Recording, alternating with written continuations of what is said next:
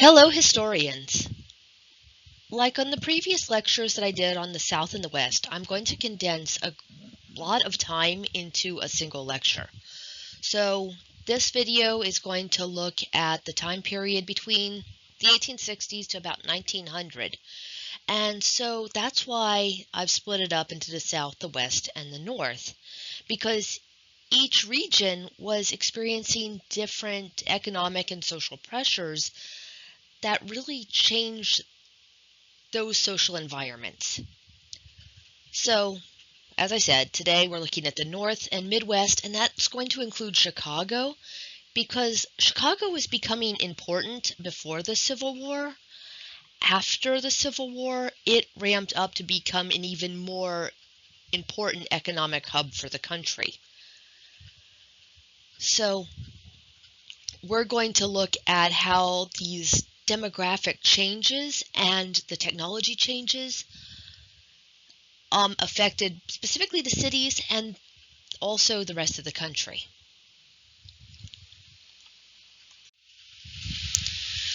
So the reason for these changes, once again, the North had always been our financial center, our industrial center, and the place in the country with the most dense population.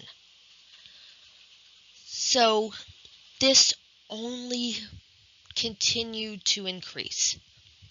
And the reason for, besides natural growth of populations, the biggest reason for this change is migration.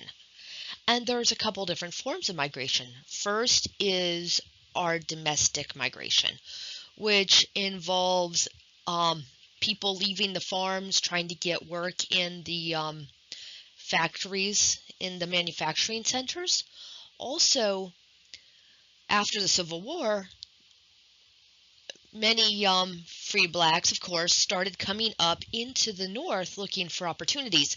But this was kind of a slow trickle. It wasn't until after World War I that the Great Migration of African Americans started leaving the South for the North and West. And when we think of migration, what comes to our minds the most is our international migration. And this is people leaving their various countries, Europe, Asia, people coming into the United States. So there was quite a few different types of migration going on. And we have in our mind this Ellis Island image where people were coming by the boatloads into New York and Boston. But this is not the full picture of immigration, and people did not have to come through Ellis Island. And of course, Asian immigration, people coming from China, didn't go through New York. They went into California. And there was a steady stream of workers coming from China, many as indentured servants. And after a while, they were able to be free of their indenture. They work off their indenture, and they moved into communities, Chinatowns, as they were called, and they were doing okay, prospering. They had businesses, many different kinds of businesses, but then there started to be, as I mentioned before, the Chinese Exclusion Act, and our first anti-immigrant laws were specifically blocking Chinese immigrants. And we didn't have any immigration laws really before that. And so that was, I think, 1892, if I believe. And then it was renewed in 1902 and then 1912. So we decided to keep that in place, as I said before in the previous lecture, until we went to war with Japan and China became our allies, and then we started lifting the anti-Chinese policies that our country had in place. We started also putting into place different immigration laws depending on who was actually coming from Europe at the time. As I said, at first we didn't have any, but then as people started coming and forming these little ethnic enclaves, they took your jobs mentality started taking off, and we would put in place different policies against different ethnicities. Okay, to take a break from that, which I'm going to come back to in a minute. This is not a exclusive U.S. thing with these global immigrations. People were also coming to Canada. People were also going to Latin America. And both Canada and the United States were advertising, trying to get people to come work on our farms, work in our factories. And so these were pull factors, us trying to get cheap labor to come into our country because we wanted them. But there was also push factors from Europe, from Asia. Land was hard to come by. The whole American dream thing was, well, I'm not saying a marketing ploy, but people in Europe and Asia weren't able to work hard, buy land, set themselves up, and get rich. And we did have that opportunity. So there was a push because of poverty in the big cities of Europe. There was an inability for them to buy land. Of course, religious oppression, specifically in the form of the pogroms that happened to the Jews in Russia. There was a lot of push factors. And of course, we're pulling, cheap land, industrial jobs, great freedom. And people could get here easier than ever before because travel tech had gotten better. We now had steam-powered ships as opposed to the month it would take to sail from Europe to the United States. People could get here fast. And then once they got here, we had trains that could take them all over the country. So, yeah, technology, wonderful thing. So this is a look at the amount of immigration happening. Total immigration during a 5-year period in the millions. So about 1 million immigrants came between 1861 to 65. Not many because we were in the middle of a war. 1.5 million, 1.75 million. Of course, we had the Panic of 1873 was a really, really nasty financial depression. And so we had less people coming in during that time period. Makes sense. It was better to stay home than come to a place where there was fewer jobs. But then, soon as that economic collapse ended, here we go, we're at 3 million immigrants during that 5-year period. And there was another financial collapse in 1893, and so once again, immigration was reduced. Okay, so I was talking about the ethnic enclaves, and this is still cool. You can still see the remnants of this. Still larger in life if you go to New York. It's wonderful because, of course, I'm assuming a bunch of you have been to Little Italy. It's really neat. And so in the area around the Bronx, there's Little Italy, and I don't know if there's specifically a name for the area where a majority of Puerto Ricans settled. And of course, Harlem is an African American enclave. And so you can really just see, of course, Chinatown, as I said before. It's it's beautiful because these cultures are still alive and represented.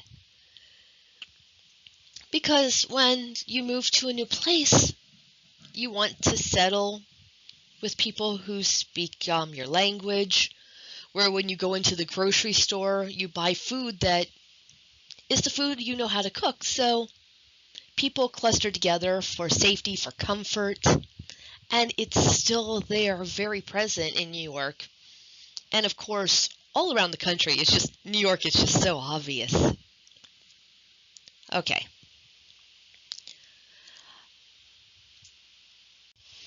Okay, in my notes, I just want to read this. It says the ease of assimilation often had a lot to do with the values of the immigrants. Those who favored community solidarity as their primary value were not as successful at the melting pot thing as those who valued education of the individual first. So the more community-based a group was, the more they kept their more traditional values.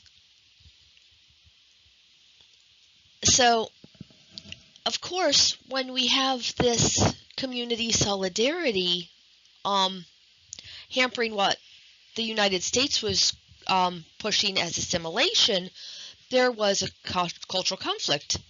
And so people were seeing, like the people who were here second, third generation were seeing new immigrant groups who weren't as quick to drop their original cultural ties, and there was conflict. And I'm about to show you some very, very racist imagery, and I want you to be ready for it. Because every time an immigrant group came in numbers, and it wasn't even large numbers, but whenever they came in, we had a pushback. And honestly, if you take these political cartoons I'm going to show you and change it to whatever immigrant group is currently being vilified, the cartoons could be just exactly the same. But I want you to be aware of the rhetoric. So that's why I'm showing you these racist images, so be ready for it.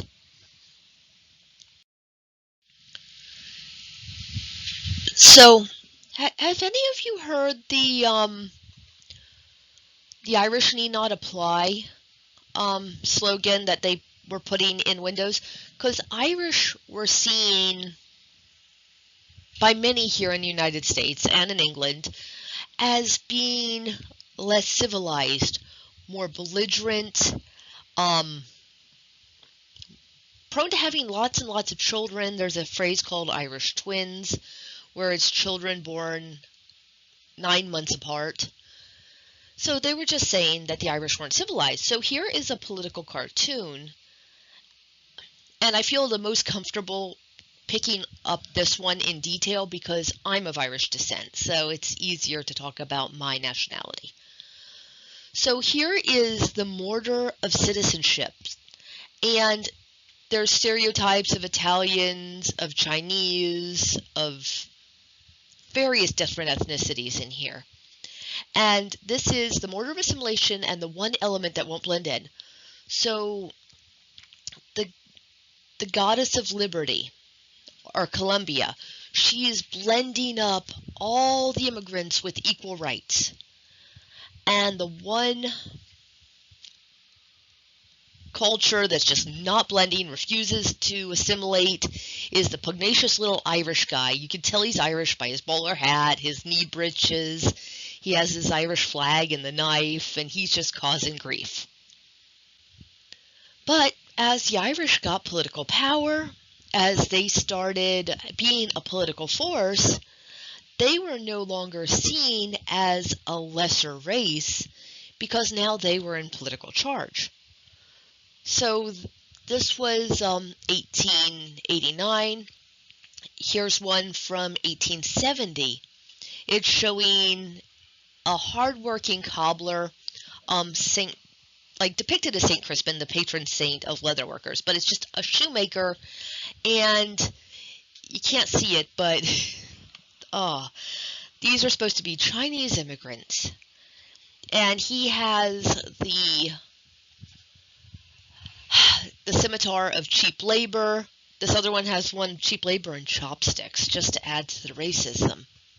That they're undercutting this hardworking person because they're willing to work cheaper. This one is an anti-Semitic one. I'm going with this one was published, I don't have the year of this one, but around the time of the Russian pogroms, so around 1910-ish if I have to guess. So on the column it says, United States of America, walk in, welcome, but Uncle Sam's holding his nose, implying that this immigrant is smelly and unwashed. And in his hands, he's carrying the bags of poverty and disease.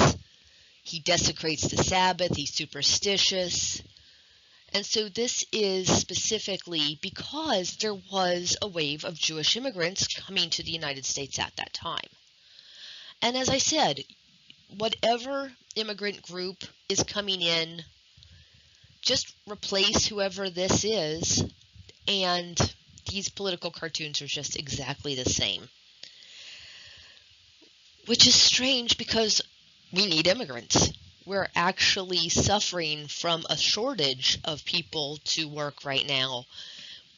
But it's a nice political message for people to say, hey, look, I'm protecting Americans. They're taking our jobs. But when you look at the economics of it, we need them. We need people to work these jobs. So, yeah, we've always had the same exact rhetoric over and over, and I could show you dozens of different messages, one with Italian and one with Poles. Of course, different waves of immigrant groups come, and these are recycled. Okay, but you get the point. But I want you to look at this. So between the years 1860 to 1900, which all those kind of were, most of our new immigrants were still German and British. And once the Irish started gaining political power, the German, British, and whites, British, German, and Irish were all considered white, because the Irish were not actually considered white when they were immigrating. It's a weird thing. So, but still, Scandinavian, Central Europe, Italian, Eastern Europe, Northwestern. So these were the ones that were being selected to condemn, even though there were still a minority of the population coming into the United States.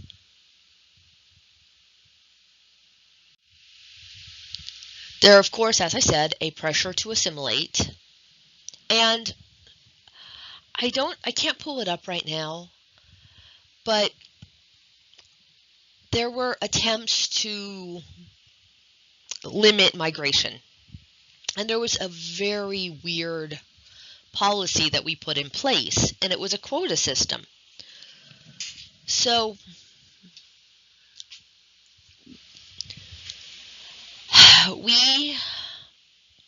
it was in the 1920s that they really started putting this quota system. So we would not take more than 3% of the existing numbers of people. So say there were 100 people in America, just to make this a really tiny number so I can play around with it.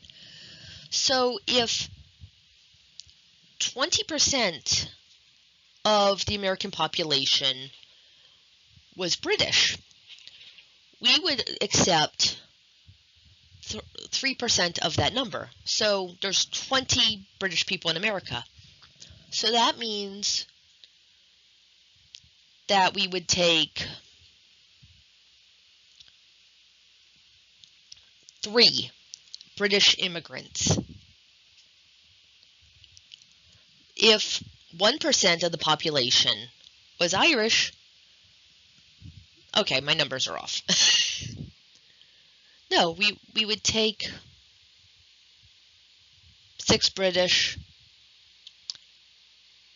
3 Irish, So when we're talking about several million people, if people from Africa wanted in, but less than 1% of the U.S. population was from an African nation, we would maybe let in one person from that nation every year. It was just a way to say, this is the racial makeup of our country, therefore we're going to keep our country at that same population level. It was a very racist policy. And Henry Cabot Lodge was one of the largest advocates. He was making speeches on this policy, and in Congress, during a speech in front of Congress, he's like, yeah, this won't affect the people we want. It won't affect the French or the Germans or the English or the Irish. It won't affect any of them at all. It will take away the right to come into the country for the people who don't assimilate well, which are the Italians, the Poles, and he went through a whole list. So, yeah, our anti-immigrant policies were specifically targeting cultures that the immigration, the people who didn't want immigration wanted.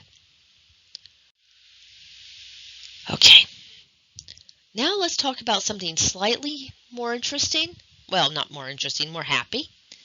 Is that at this time, people realized that these cities were growing incredibly out of control. So they started the City Beautiful movement. And because originally, 1830s, there were these beautiful landscaped cemeteries, and people were going to the cemeteries to hang out. Like one cemetery reported that they had like 40,000 visitors that year because people were going to see the pretty trees, walk around the manicured landscapes. And some of the people that were involved in building these cemeteries were realizing, wait a minute, people just really want to be able to commune with nature. So they started planning parks. And so if you look at a lot of the western states in their big cities, they're designed with parks and green spaces in mind. New York City, however, was already a thriving metropolis by the 1860s when they were doing the City Beautiful business. And so they actually had to tear down existing communities to build this, 86 acres? So there actually was a thriving black community in what became Central Park. But a lot of cities, they just, as I said, planned it in advance, so they didn't have to tear down communities. Okay, should I say Chicago got lucky with the Great Fire, the Great Chicago Fire? So in the 1870s, Chicago, 3 square miles of Chicago just burnt right down. And they decided that they were going to build back this beautiful city. They called it the Great White City because everything was new and shiny and gorgeous. And they built with fire codes in mind. That was a big deal. And so they planned the World's Fair, the World's Columbian Exposition in 1893 to show off this beautiful planned city now. Oh, and coincidentally, the United States' first serial killer also decided that that was a good place for him to build and set up shop too. H.H. Holmes, if you're interested in that kind of thing.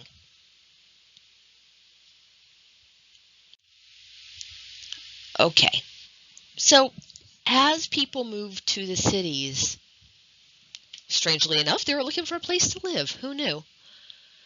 Okay, so there were these things called tenements. There was no regulation of housing back in the day. People could just build apartments if they had the money, and they would rent it and not take care of it. So there were rats and roaches and mold, and it was just an unhealthy, inhospitable place to live. And of course, because people were coming to the country, or, well, coming from the country to the city, and they were poor, but mostly this affected the immigrants. They were coming and living maybe 10 people to the apartment. They were taking in work.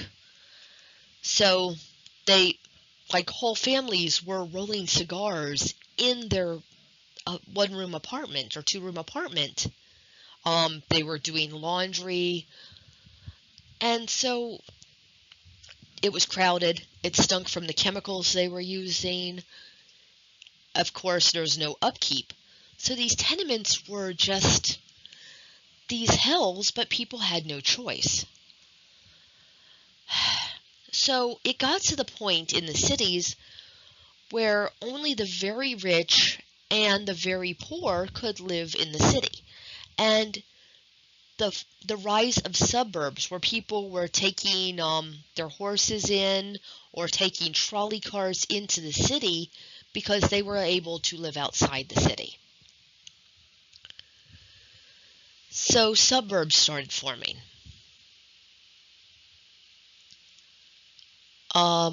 Let's see. Is there anything I want to tell you about here? No, not much. Just know that the middle class left the city in droves at this point because of this cheap suburban housing. Here's a picture of a woman doing laundry in her tenement room. You see her small child and her infant. Oh, look up baby cages. Because of the bad air in these places, some businesses were marketing little, you know, like the catio that you put, that the cat could go get some fresh air. They kind of had catios for children. They were called baby cages. You should look them up. It's wild stuff. Okay, and there was rampant poverty in the cities.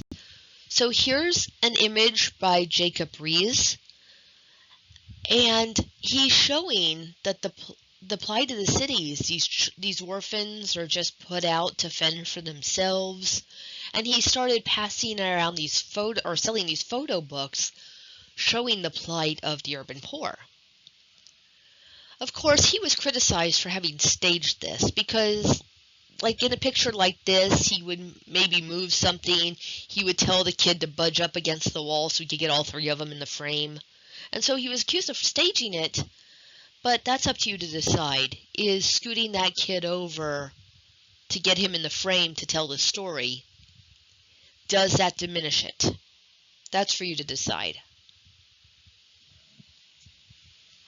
Okay, so I mentioned the tech. I mean, there were multiple story buildings back in the 1500s, so that's not new. But what was new is we had steel, and we could build up higher and higher and higher, and we were building 50-story buildings. And the reason we could do this is we discovered this thing called Bessemer steel. Okay, it wasn't discovered Bessemer steel. It's a superheated air blowing through the iron ore blew out all the contaminants and made it really clean and super strong. And so from that, we could build these, the Brooklyn Bridge, these elevated train rails, skyscrapers. Our tech just blew up. It was wonderful. Okay, steam-powered stuff did kind of blow up. That's how the Maine exploded. But, I mean, blew up in that it got really cool and huge and awesome.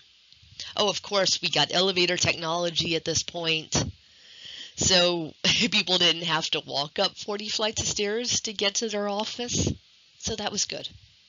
Because who the hell would want to do that? Okay, I told you about the Great Chicago Fire. Here's a picture of it. So, October 8th to October 10th, 1871, only 300 people died, which is pretty damn good, honestly, considering how much property damage happened. Um, Sorry for those that got burned up. But, okay, during this whole City Beautiful movement, during the 1880s, 1890s, people realized that sewage in the streets was really grody and unhealthy. Diseases were running rampant because of these clogged conditions. It was just getting more and more people were causing more and more problems with the city. So 1912, there was the first public health service. They tried to limit it, occupational disease, but they didn't have any enforcement power. So they were trying to get rid of malaria and leprosy and like all the diseases that come with polluted water, but they couldn't do anything. Actually, it wasn't really until the 1970s that the federal government started putting these in practice. We didn't get the EPA or OSHA that could regulate at a federal level till 1970 under the Nixon administration. But they were trying. Factories weren't regulated. So I'm going to read to you this piece that it stuck with me in a book I read. So, as I said, there was no regulation on factories. So there were huge domes of pollution everywhere. In the 1970s, there were still these huge smog clouds covering entire cities. And because of the way Chicago is built, it was particularly bad. So I'm going to read to you. The smoke of Chicago has a peculiar and aggressive individuality due, I imagine, to the natural clearness of the atmosphere. It does not seem like London smoke to permeate and blend with the air. It does not overhang the streets in a uniform canopy, but sweeps across and about them in gusts and swirls, now dropping and now lifting against its grim curtain. You often see the vista of gorge-like streets so choked with a seeming thundercloud that you feel sure a storm is about to burst upon the city, until you look at the zenith and find it smiling and serene. So, I hope that gives you an idea of what that pollution was like at that time.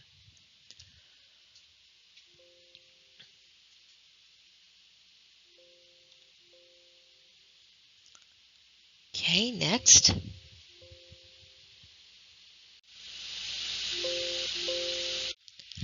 At this time, of course, because so many people are moving to the city, crime rates are going up. So the first standing police forces were put into place. So Boston put in place the first professional police force. So that's 1838. New York had one by 1845. By the 1880s, all major U.S. cities had municipal police forces.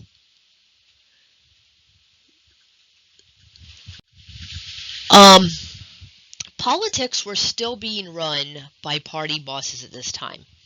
And you might have heard apologists for the Jim Crow laws and everything, talking about how corrupt the politics were under Reconstruction. But the thing is, what those apologists aren't talking about is we didn't have in place voting laws. We didn't have in place secret ballots. So politics in the United States in all the cities was corrupt. I mean, just its absolute nature was corrupt. And so the political machine was the power structure of the major cities. New York's Tammany Hall is the most famous, but Boston and Ohio had their own political machines. So a machine is a political organization headed by a single boss or a group of select guys, and they're able to command enough votes to maintain political and administrative control, and they granted favors. So they would say, like they would tell their friends, hey, I know of a government building going up on this block.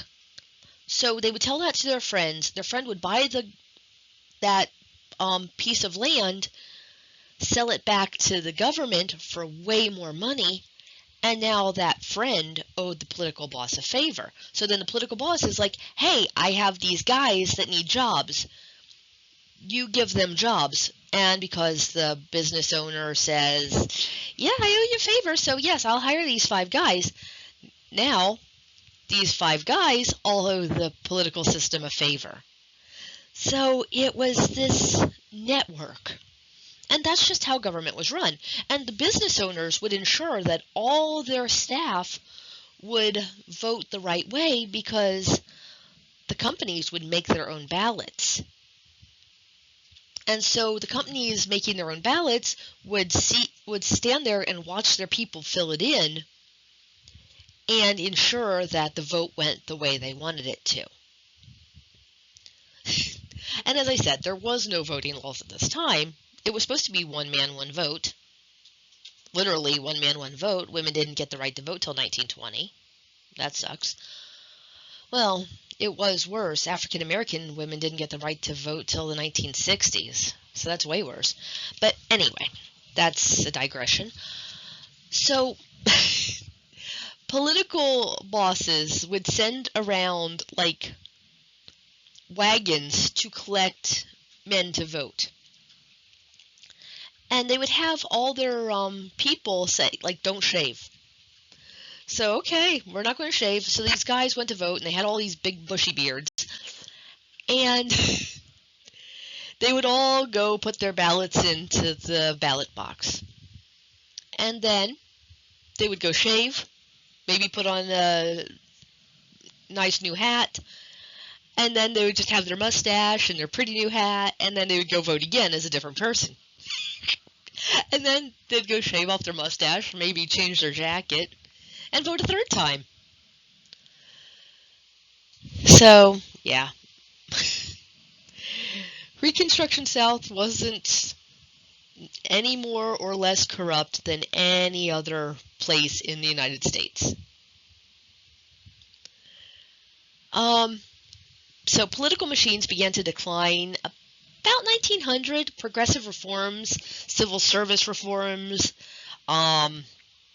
voters registration. Most importantly, the secret ballot was critical. They also called it the Australian ballot because they were doing it over there.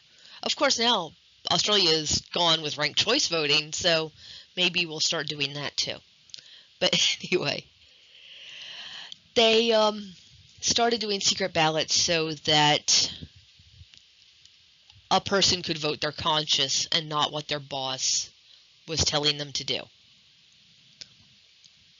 And so once these party bosses lost control of government jobs, the political machines had problem recruiting.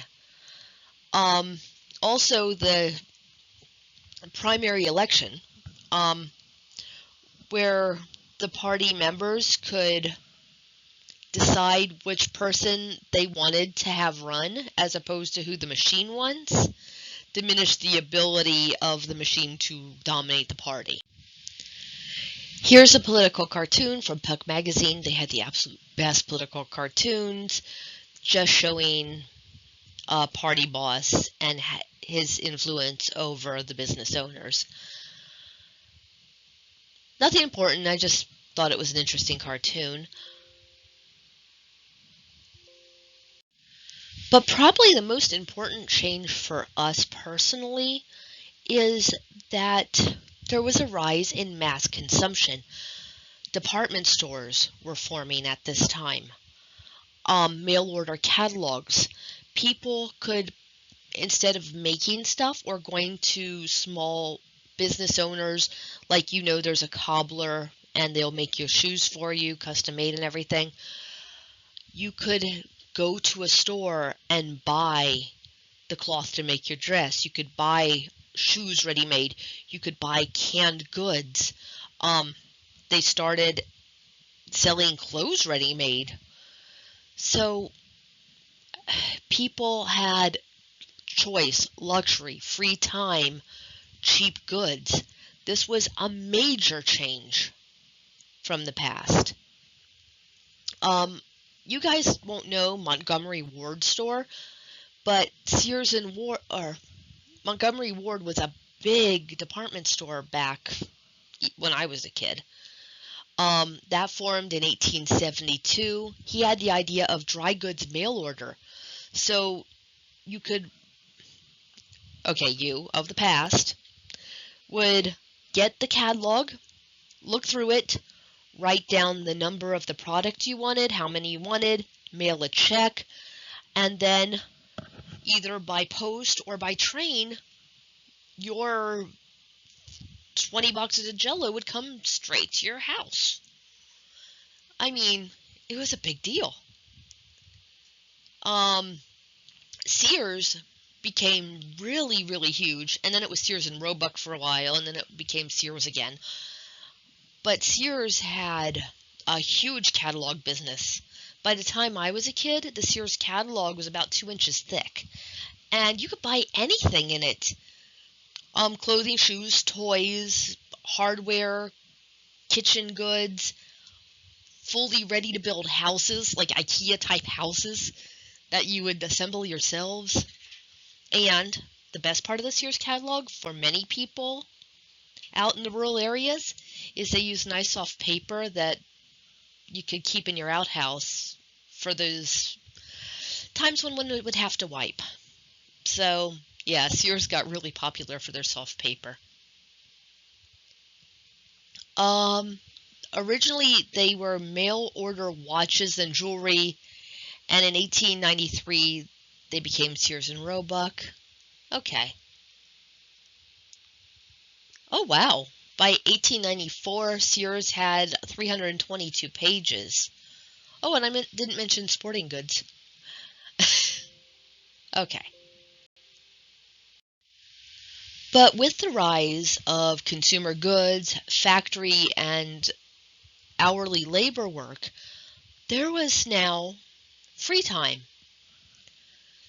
I mean, people were still working 14-hour days, people were still working 6 days a week, and they would have off Sundays, but there was still a growing middle class, there was still free time, and so vaudeville, which was stage performances with music and comedy, so live performances. There were silent films, so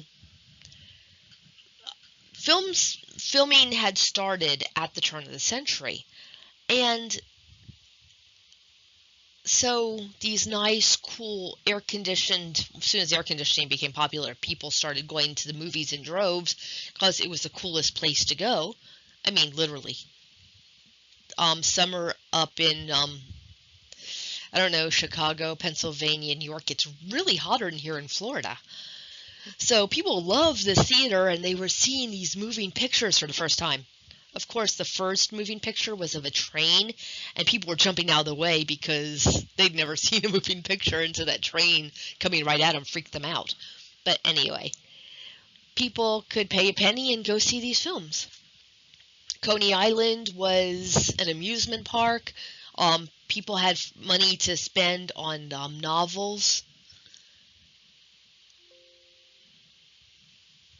So the nature of our society was really, really starting to change away from quiet home-based businesses to people leaving their house to work, people leaving their house to get food, to get entertainment.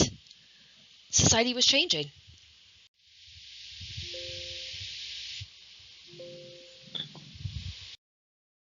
Okay, so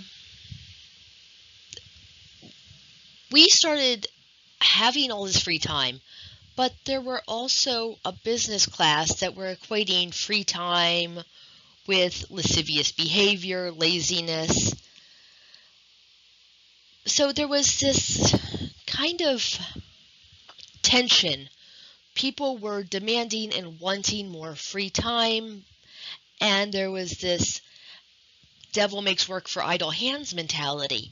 And so we still have in our society, all downtime should be productive time. You should be learning. You should be doing a hobby for profit,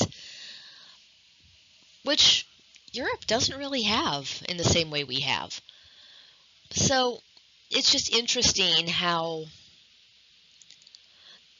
this business owner, um, American work ethic thing still affects us today. And I just want to point this picture out. This is a beach scene, Coney Island. I don't know what year it is, but I would say, based on her outfit, 1900. So this is a woman in her bathing suit, and this man's still in his work apparel. And there's a woman here in black holding a child in her bathing suit. By the 1920s, bathing wear had started creeping up to about mid-thigh, and there were people on the beach going around with tape measures measuring women's bathing wear to judge if it was appropriate or not. Okay, so there was also, besides all this, sports, team sports, professional and college sports were starting to take off. It's just, this is becoming America as we know it now. So that's where I'm going to leave you. This is long enough. I hope you got a good view of what the cities were like at this time. Take care. See you in the next lecture.